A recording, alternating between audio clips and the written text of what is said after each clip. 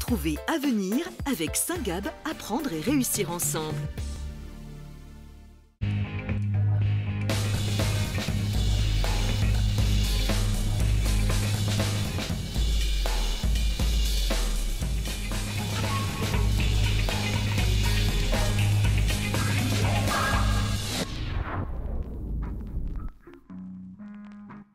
Bonjour, bienvenue dans Avenir. Bienvenue également dans le bel établissement qui nous accueille aujourd'hui. Nous sommes au lycée Saint-Gabriel de Saint-Laurent-sur-Sèvre. Donc cap sur un monde de connexion avec le bac pro MELEC pour les métiers de l'électricité et de ses environnements connectés. Un métier très technique permettant de travailler dans de nombreux domaines. On découvre tout de suite ce métier d'avenir. Alors avec nous pour en parler aujourd'hui, 3 invités. Julien Ferraton, bonjour. Bonjour. Vous êtes enseignant ici au lycée Saint-Gabriel. Tout à fait. Également Alexis Brosset, bonjour. Bonjour. Donc tu es étudiant ici, Oui. en MELEC, en première année. Oui, c'est ça. D'accord. Et également Romain Guillet, bonjour. Bonjour. Donc vous êtes un professionnel de l'électricité, vous travaillez dans l'entreprise Ouvrard. Exactement. Très bien. Donc Monsieur Ferraton, d'abord, en quoi parle-t-on ici de métier d'avenir avec l'électricité et la connexion ? Alors c'est un métier d'avenir parce qu'effectivement aujourd'hui c'est des métiers qui n'arrêtent pas de se développer, qui n'arrêtent pas d'évoluer. L'électricité qu'on pouvait retrouver dans les maisons il y a 30-40 ans, aujourd'hui les installations ont évolué, ont changé. On parle justement, vous parliez de connecter. Oui. Aujourd'hui beaucoup de choses sont connectées. Connecté. On parle de domotique. Oui, bien Donc sûr. la domotique, à travers un téléphone, une tablette, on peut venir piloter la maison, ce qui ne se faisait pas il y a 30 ou 40 ans. Tout à fait. De par ça, effectivement, c'est un métier d'avenir parce que de toute façon on aura toujours besoin Et de de plus en cette énergie plus. électrique et de pouvoir la piloter, la gérer différemment. Mieux la gérer aussi, justement. Est-ce que vous pouvez nous définir justement le terme de domotique pour les personnes qui ne connaîtraient pas ce terme ? Alors, la domotique, c'est l'automatisation de la maison, de tous les récepteurs qu'on va avoir à la maison. C'est-à-dire, on va automatiser le fonctionnement de l'éclairage, des volets roulants, des chauffages, en fonction de scénarios ou de points de commande qu'on veut gérer. D'accord, très bien. Alors, je ne sais pas si c'est beaucoup plus clair, Si, mais c'est après, très c'est vrai clair. qu'on est technique.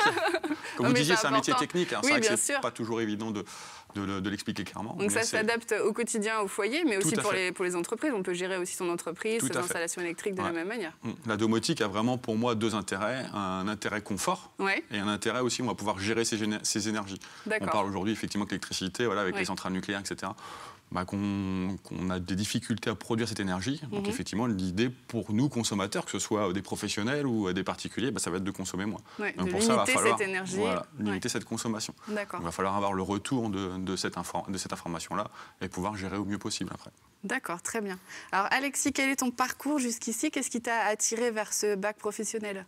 En troisième, je savais pas trop où j'allais après. Oui, c'est difficile, à 15 ans, de savoir Ouais, c'est exactement pas ce évident qu'on veut faire après. de savoir. Du coup, je suis venu à Saint-Gabriel pour les portes ouvertes. Ah, Et puis, ils nous D'accord. proposaient de faire une demi-journée pour voir le bac pro.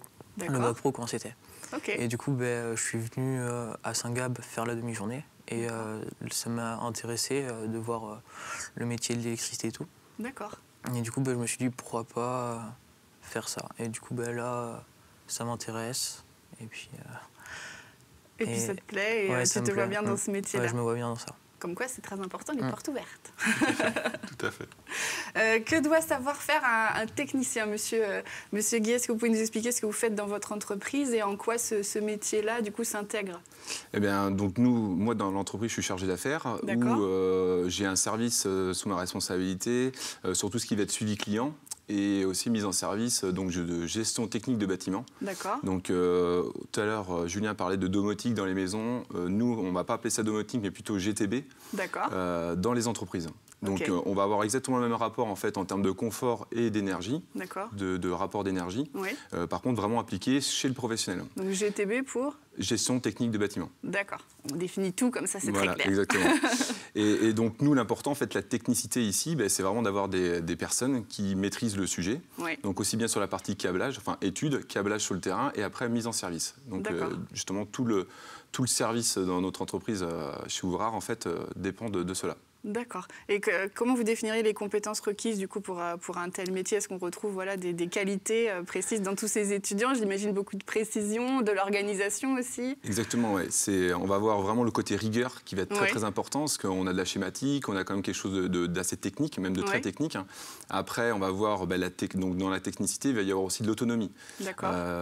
C'est des personnes sur lesquelles on les envoie très souvent en fait seules sur les chantiers, c'est ça. donc au pied d'une armoire avec des demandes de clients à s'adapter aussi sur le terrain, et on leur demande l'autonomie, et pour moi c'est prépondérant en fait dans le profil recherché. D'accord. Ok, vous êtes d'accord avec ça, monsieur Tout à fait. Et puis je rajouterais, comme vous disiez, l'organisation. C'est vrai que l'organisation, c'est assez important, qu'on arrive justement chez un client, savoir ce qu'on fait en premier, comment, les procédures à respecter, etc. Et ça, c'est hyper important. C'est une qualité qu'on attend beaucoup de nos jeunes, l'organisation. Alexis, au-delà de la rigueur. Tu te sens comme ça, à l'aise sur une mission qu'on te confierait, travailler seul, tout ça, c'est quelque chose qui n'est pas un obstacle pour toi. D'accord. Monsieur Ferraton, dans quel type d'entreprise du coup peuvent travailler ces élèves finalement comme on le disait, l'électricité, la domotique, tout ça, ça s'intègre dans notre quotidien, donc ça se développe de plus en plus. Donc au final, ils peuvent travailler dans des petites entreprises, des grandes entreprises. On n'est pas limité par ça. Tout à fait. Et puis c'est vrai que dans le bac pro MELEC, donc on touche tous les domaines d'activité. Il y a principalement 3 grands domaines. La partie industrielle, la partie bâtiment, donc tout ce qui va être chez les particuliers, puis la partie tertiaire. Et donc, c'est vrai que c'est des jeunes qui peuvent ensuite se retrouver à travailler dans différentes entreprises. Ils peuvent très bien être dans un service maintenance dans une entreprise, ils peuvent très bien travailler chez un artisan, ils peuvent très bien travailler dans une entreprise qui, justement, réalise des installations dans les bâtiments tertiaires comme l'entreprise Ouvrard. Donc, c'est vrai que c'est assez diversifié. Donc, en fin de compte, nos jeunes, quand ils sortent du bac pro MELEC, ne font pas forcément la même chose et ne se retrouvent pas forcément sur les mêmes chantiers. Après, c'est à eux, effectivement, de choisir ce qu'ils préfèrent. Tout à fait. D'accord. Et ça peut être aussi des élèves qui décident de se lancer, de créer leur entreprise. Tout à fait. On a des jeunes, effectivement, qui pourraient très bien, après un bac pro MELEC, lancer leur entreprise, en tout cas peut-être plus dans l'artisanat, mais effectivement, qui pourraient. On a des jeunes, on a des anciens élèves de Saint-Gab qui nous prennent aujourd'hui des stagiaires et qui sont effectivement à leur compte. Et ça, c'est vrai que c'est agréable, parce que du coup, on a un échange qui est un peu différent. Il y a un partage et une transmission par le biais de l'école. Très bien. Donc on va passer tout de suite à la deuxième partie de l'émission et découvrir cette formation d'avenir. Donc, monsieur Ferraton, on disait que c'était un métier effectivement qui permet de travailler dans différentes entreprises. Donc, j'imagine que le contenu de l'enseignement est adapté en fonction de cet objectif-là. Quel est le contenu vraiment des cours dans le bac pro MELEC? Alors, sur la partie professionnelle, en fin de compte, comme je vous disais tout à l'heure, on travaille sur 3 grands champs. Donc, la partie bâtiment. Donc, c'est vrai que quand ils arrivent en seconde, on les fait travailler à être capables de réaliser une installation électrique qu'on va retrouver dans le bâtiment. Donc, de A à Z. Des circuits d'éclairage, câbler des prises de courant, câbler des circuits de chauffage, câbler des circuits volets roulants, tout ce qu'on va pouvoir retrouver dans la maison. Donc on l'apprend de façon traditionnelle, on l'apprend aussi de façon à incorporer la domotique. Ça fait partie des... plus théorique du coup. La partie aussi théorique, effectivement, qui est assez importante. Et vu qu'on a un métier technique, c'est vrai que c'est la partie un peu plus compliquée.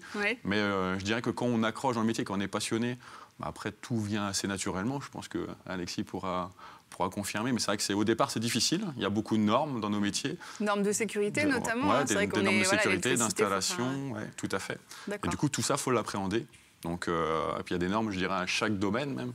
Mais après, les domaines d'application, en fonction des différentes tensions sur lesquelles on va travailler, dans les bâtiments. Donc, il y a les fameuses NFC, comme on connaît chez nous. Après, il y a des normes aussi qui s'appliquent dans les bâtiments ERP, établissements recevant du public. Donc, on va être sur d'autres normes aussi. Donc, donc c'est très normé. Effectivement, il y a toute une partie vraiment à connaître. On ne peut pas se tromper. Là, il faut vraiment le savoir. Alexis, pour toi, comment ça s'est fait du coup ton entrée dans ce métier-là et dans cette école?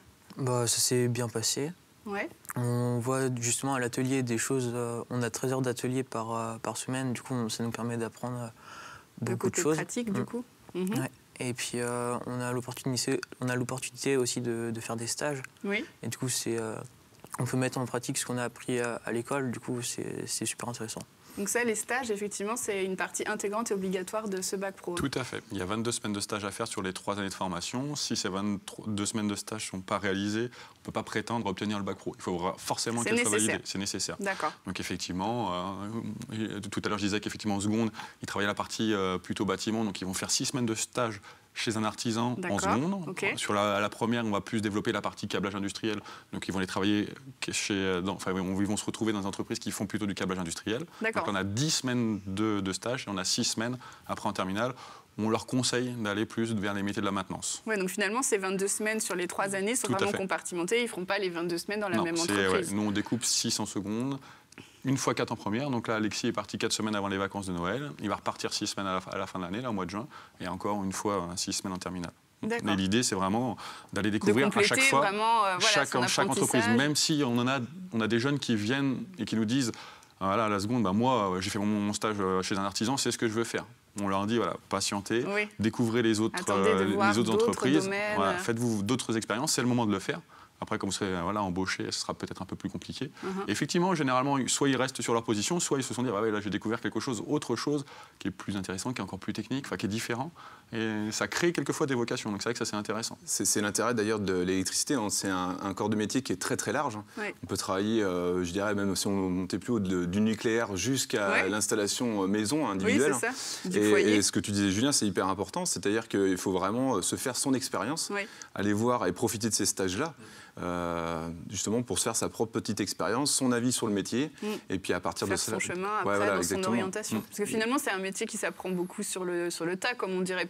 Plus ce sera dans les entreprises, j'imagine, qui vont avoir affaire au plus de cas divers possibles qu'à l'école, bien qu'évidemment vous avez des cas pratiques à étudier, j'imagine. Mais plus on aura vu de situations différentes à dépanner ou à autre chose, bien sûr, plus on sera formé. Après, je pense que les 3 personnes qu'on est présentes aujourd'hui, c'est vraiment là où on doit travailler conjointement. C'est vraiment un partenariat. Le partenariat, il est là, c'est-à-dire qu'à l'école, il y a quand même des choses à connaître, la technique, c'est-à-dire des formules, tout ce qu'on disait, normes, les normes, tous les mots techniques. Après, l'expérience va venir sur le terrain. Et la partie stage, pour nous, elle est très importante parce qu'à partir de là, ça nous permet de voir un petit peu le vivier en place. Et puis, forcément, il y a des attaches aussi qui se font avec certaines personnes. Alors, il y a des personnes qui se disent, ils sont là en stage. On sent bien que l'attrait industriel n'est pas forcément là. Par contre, d'autres personnes, on sent qu'ils sont complètement dans leurs éléments. Et à partir de là, on se dit ça peut être potentiellement un futur collègue, un futur technicien et quelqu'un qu'on va pouvoir placer. Ça vous est arrivé ? Bien sûr, et aujourd'hui, depuis l'année dernière, on a accueilli nous 2 personnes qui sont actuellement en BTS électrotechnique par alternance et qui sont issues du vivier Saint-Gabriel. D'accord. Qu'on a eu en stage plusieurs mois sur l'année 2017. C'est vrai que ce sont des choses qui se démocratisent de plus en plus. En fin de compte, il y a vraiment un besoin en termes de techniciens dans le milieu électrique, que ce soit dans l'artisanat, dans le milieu industriel ou dans le milieu tertiaire. Et c'est vrai que aujourd'hui, on crée même des partenariats avec des entreprises parce qu'on manque de personnel qualifié. Oui, justement, j'allais vous parler de ça. Quels sont les débouchés du coup dans ce domaine-là ? Les entreprises vraiment manquent de personnel qualifié. Alors, je dirais que de personnel qualifié sur le terrain, pour câbler, pour installer pour réaliser des installations électriques. Et puis nous, c'est vrai que dans le vivier aussi, tout ce qui est maintenance. On a des entreprises, on a des fortes entreprises quand même en Vendée, bien on a sûr. Ferré Michon, Sodebo, on a Michelin. Et ce sont des grosses entreprises qui aujourd'hui peinent à trouver effectivement des personnels de maintenance et donc qui nous sollicitent de plus en plus pour créer le partenariat. Et donc c'est vrai que nous, le partenariat, on l'a aussi mis en stage sur le bac pro que sur les formations qu'on fait après par la suite, parce qu'on propose aussi des formations en alternance au niveau BTS. Finalement, ce sont des jeunes qui n'ont pas de mal à trouver des stages. Non. Du tout. Clairement, non. C'est la bonne nouvelle pour tous ceux qui sont intéressés par cette filière-là. C'est vrai que ça se fait relativement facilement. Tout à fait. Ça a été ton cas aussi, Alexis ? Tu as trouvé facilement ? C'était une démarche personnelle de ta part ? Je me suis rendu dans l'entreprise, j'ai déposé un CV et puis... Ça, c'est bien. Les entreprises aiment bien quand c'est une démarche personnelle. Bien sûr, mais nous, ça fait partie aussi des valeurs qu'on veut transmettre. Oui. C'est faites vos démarches. Soyez autonome dans votre orientation. Tout à l'heure, on parlait d'autonomie. C'est aussi l'objectif d'une formation. Effectivement, nous, on n'en pourra pas tout apprendre, parce que la réalité s'apprendra aussi sur le terrain. Mais nous, on doit aussi transmettre des valeurs. Et ces valeurs-là, d'essayer de trouver un stage tout seul, c'est valorisant pour eux. Oui. Et donc, on leur donne les moyens d'aller faire les démarches tout seul. Et on leur dit aussi que le regard de l'entreprise ne sera pas le même s'il arrive par le biais de l'école ou si c'est une démarche vraiment personnelle. La première approche est très importante, en effet. C'est sûr que si la personne vient toute seule et puis... on sent vraiment qu'il y a un besoin, puis une envie de s'investir dans le métier. Pour nous, déjà, ça fait des bons points mis de côté. Ça montre une certaine autonomie, une envie, et puis un dynamisme aussi dans son orientation. Alexis, du coup, toi, tu as approché quelle entreprise ? C'était une entreprise de maintenance industrielle. D'accord. À Pouzauges. Et je peux donner le nom de l'entreprise? Oui, bien sûr. Oui. C'est Huguet Maintenance. D'accord. Et du coup, ils m'ont donné une réponse positive une semaine après ma demande. Oui, donc ça a été très rapide. J'ai fait mon stage là-bas et puis ils veulent même me reprendre pour la deuxième période de stage de cette année. D'accord. Et ça, c'est possible? Du coup, on parlait tout à l'heure de compartimenter les semaines de stage. Ouais, du coup, là, en l'occurrence, pour faire 2 stages d'affilée dans la même entreprise, c'est pas dérangeant. Oui. Par contre, effectivement, pour la terminale, pour la troisième année, on demandera à ce qu'il change. Mais c'est vrai que ça aussi, on le sent que c'est une volonté des entreprises. Ouais. Dès qu'ils sentent qu'on a un jeune qui est passionné et qui est bon dans son métier, et tout de suite, ils le veulent. Ouais. D'accord. Quelle est l'orientation après de ces jeunes après le bac pro? Ils s'orientent vers quoi? En général, on parlait de BTS tout à l'heure. Ouais. Donc c'est vrai que c'est des jeunes qui peuvent s'orienter. Alors on en a déjà quelques-uns qui rentrent dans la vie active, qui ne souhaitent pas forcément poursuivre leurs études, donc ça c'est une très faible partie. Et après, beaucoup effectivement continuent après le bac pro vers un BTS. Donc tout à l'heure tu parlais de BTS électrotechnique, voilà. Donc on a le BTS électrotechnique, on a le BTS maintenance, on en parlait aussi tout à l'heure, maintenance des systèmes, donc qu'on propose nous ici. On a un BTS CRSA, donc c'est conception et réalisation de systèmes automatisés. Donc là ils vont concevoir une machine industrielle, plus sur la partie automatisme. Et puis après, voilà, je dirais qu'il y a on en a certains qui vont vers des BTS peut-être un peu plus technico-commercial. D'accord. Donc voilà. Donc toutes les passerelles sont possibles aussi. Il y a des BTS aussi, je dirais. On a des jeunes qui veulent aller chez EDF. Donc ils vont faire un BTS dans l'entreprise ou à la SNCF. Après, c'est vrai que c'est assez diversifié. D'accord. Donc c'est vrai que pour eux, le choix n'est pas évident en terminale. Et c'est pour ça qu'il faut qu'ils aient l'expérience pour faire ce choix. Parce que c'est mine de rien un deuxième choix important. Tout à l'heure, Alexis parlait en troisième. Effectivement, vous le disiez aussi. Oui, c'est pas évident. C'est pas évident de faire son choix d'orientation. On a tous connu ça. Hein. Tout à fait. On a tous connu ça. Donc c'est pas évident de se lancer dans une filière. Oui. Et en plus, eux, ils arrivent dans cette filière-là et on leur dit, tu auras encore un choix à faire en terminale parce qu'il y a encore, c'est très ouvert en termes de formation. Le champ est vaste. Donc voilà, c'est tous les BTS. Alors après, en formation continue ou en alternance. Après, je dirais que c'est à chacun de voir. Et on n'a pas parlé des promotions. Ça représente combien d'élèves à peu près? Alors nous, à Saint-Gabriel, on a un demi-groupe, donc ce qui représente 15 élèves au maximum. D'accord. C'est vrai qu'on a 15 élèves en seconde, 15 élèves en première, 15 élèves en terminale. En fin de compte, en enseignement général, après, ils sont regroupés avec la formation technicien d'usinage. D'accord, mais c'est bien, du coup, c'est des petites promotions qui permettent d'avoir un suivi vraiment personnalisé et d'accompagner vraiment l'élève. Ouais, tout à fait. Alors après, sur la partie professionnelle, de toute façon, les groupes, s'il y avait un groupe de 30, ils sont divisés par 2. Parce que c'est vrai que sur la partie professionnelle, à l'atelier, ce serait difficile de gérer 30 élèves. Oui, bien sûr. Au maximum, on a 15. Et après, c'est sur l'enseignement général où ils ne se retrouvent pas forcément entre électriciens, ils se retrouvent avec des techniciens d'usinage. Donc là, c'est aussi... je ne sais pas comment c'est vécu après dans la classe, dans les classes. Mais... c'est bien, on s'entend bien. Et puis, oui, il y a une bonne ambiance. Oui, ça se passe bien. Et alors, est-ce qu'il y a des filles dans ce bac pro Mélec? On aimerait bien qu'il y ait des filles. Moi, ça fait 5 ans que je suis à Saint-Gabriel, je n'ai pas encore eu de filles. En usinage, vous avez une fille dans votre classe, mais c'est vrai que ce sont des milieux très masculins. D'accord. Donc mais au contraire, les filles qui nous regardent, si vous voulez faire le bac pro Mélec, tout à fait. Et surtout que je dirais qu'aujourd'hui, les métiers permettent à ce que les femmes puissent travailler dans nos domaines. C'est un métier qui est masculin, mais qui reste... on n'est pas sur du travail de force. On est vraiment, encore une fois, sur de la technicité. Oui, voilà, c'est pas le côté... derrière une armoire électrique, du câblage de courant faible, donc c'est-à-dire plus de la partie incendie, intrusion, ça c'est des choses... C'est tout à fait accessible à tout le monde. Et les femmes ont les qualités, on parlait tout à l'heure de rigueur d'organisation, c'est vrai que c'est des qualités qu'elles ont. Et de finition. Et de finition. Aussi. Voilà. C'est vrai. Donc moi j'étais dans des établissements où il y avait des filles dans les promotions et on sentait tout de suite un apaisement au niveau du groupe. Les groupes se géraient différemment. C'est une bonne chose. C'est une bonne chance de les filles qui voulaient venir dans nos formations.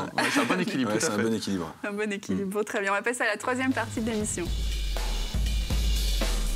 Donc en conclusion, ce bac pro Mélec est très riche, on en a parlé, il permet de travailler dans de très nombreux domaines et évidemment on recherche des techniciens dans ce domaine-là. Monsieur Ferraton, comment ça se passe pour l'inscription? Les personnes qui nous regardent, filles et garçons, qui veulent vous contacter, est-ce qu'il y a des dates importantes à retenir? Alors il y a des dates importantes à retenir, effectivement on a nos portes ouvertes comme dans tous les établissements. Donc nous c'est le vendredi soir, le 2 février, le samedi 3 février et on a une autre porte ouverte le 24 mars. Un samedi matin. Et puis, donc après, tout à l'heure, Alexis en parlait. Oui, on propose aussi des mini-stages, donc en fin de compte des immersions sur des demi-journées dans nos ateliers. C'est-à-dire que les jeunes, du coup, ne viennent plus forcément avec leurs parents, parce que quand ils sont en porte ouverte, ils sont avec leurs parents. Oui. Donc c'est souvent le papa, maman qui pose des questions à l'enseignant et les jeunes sont plutôt en retrait. Et donc du coup, suite aux portes ouvertes, c'est généralement comme ça que ça se fait, mais ça peut se faire aussi ou directement en contactant l'établissement. Et donc ils viennent sur une demi-journée où ils sont immergés avec nos classes de seconde, de première ou terminale. Et je pense que pour Alexis, c'est ce qui a fait le déclic. Moi, je me souviens encore de ta visite en mini-stage il y a 2 ans. Effectivement, j'avais vu dans le regard d'Alexis les activités que les jeunes réalisent, puis on les met complètement en réalité. Oui, c'est ça qui est bien. Ils sont travaillent tout de suite, en binôme. Voilà, moi, je leur dis, actifs, en fait. Et ça leur ils ne sont pas en observation. Voilà, je leur dis tout de suite, faites les gestes et regardez si les gestes ils vous plaisent. Oui, c'est important. Puis, et souvent, c'est révélateur. Et c'est vrai qu'on a beaucoup de jeunes, suite au mini-stage, qui viennent s'inscrire effectivement chez nous. Tout donc à fait. Après, donc les portes ouvertes, on a dit, c'est jusqu'au 24 mars. Après, l'inscription se fait entre mars et toute la fin de l'année scolaire. On va dire mi-mai, fin mai, c'est bien, parce qu'après, effectivement, je pense que les jeunes qui sont au collège ont l'objectif DNB aussi, le brevet. Donc c'est bien que l'orientation soit calée avant. Très bien. Je vous remercie. Merci à tous les 3.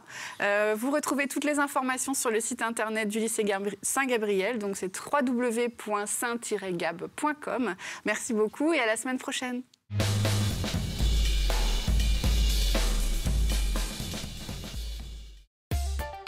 C'était Avenir avec Saint-Gab, des formations générales et professionnelles du collège à l'enseignement supérieur.